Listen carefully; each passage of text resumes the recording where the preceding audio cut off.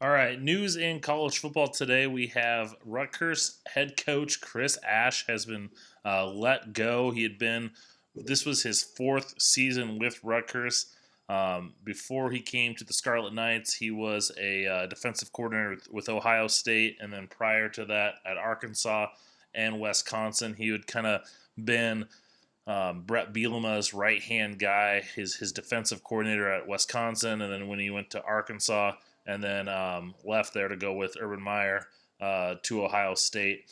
I just remember looking back to when this job came open, replacing Kyle Flood.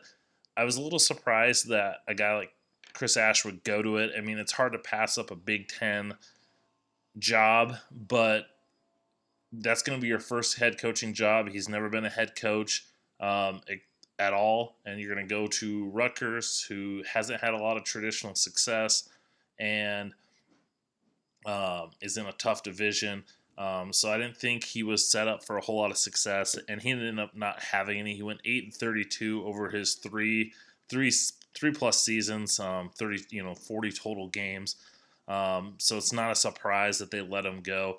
It'll be curious to see where they go with this move. The name that's out there is Greg Schiano, and I know Schiano's got some toxicity to him, especially if you are a fan of Tennessee. I think Rutgers should go after him. He's not coaching this year. He was going to be the Patriots defensive coordinator. He backed out of that at the last minute. He had been with Ohio State. People forget. I think a lot of people, when they're negative on Greg Schiano, they think of Tampa Bay. And he went to the Tampa Bay Buccaneers, and he didn't have a whole lot of success there. And it was a surprising move that he went there in the first place. But people forget what he did for Rutgers. The same Rutgers that's gone 8-32 in the last couple of years, he had a lot of success with them. He was 68-67, just barely over 500. And you're going to say, Brian, that's not very good. But this is Rutgers. A lot of his losses came early on in his career. Okay? It took him a little bit of time to get going, but by year 5, he got him to 7-5, and then he got him to 11-2, and they were ranked in the top 15. He got Rutgers ranked, okay, and then they won 8 games. They basically won at least 8 games every year except for one before he left to go to the Tampa Bay Buccaneers, where he didn't have any didn't have much success.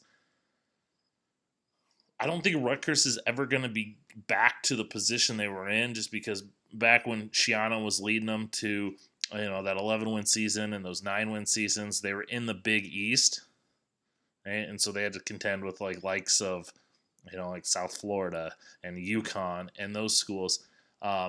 It's a tough division with Ohio State, with Michigan, with Penn State, with Michigan State. So it's not like it's an easy, but they got to go get someone. And Schiano's a guy that probably wants to be a head coach again. And he tried to get the Miami job. He tried to get the Tennessee job. He's tried to get jobs and not gotten them. If he still wants to be a head coach, this is probably the one spot or one of the few spots that's willing to take him on. And you're not going to have a whole lot of backlash because, yeah, they might have been a little upset that he ditched him in the first place to go to the Bucs.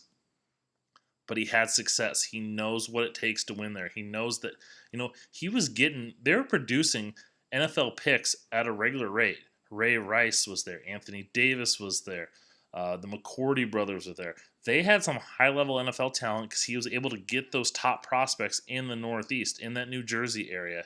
He's able to get them from that whole Northeast area, the Delaware, that you need to win. So my money is on Greg Schiano. If they don't go with him, I think they're going to still have some, not that he's going to be guaranteed they're going to be a power in the Big Ten, but if they want to have some stability and be competitive, Greg Schiano is the guy they have to go to.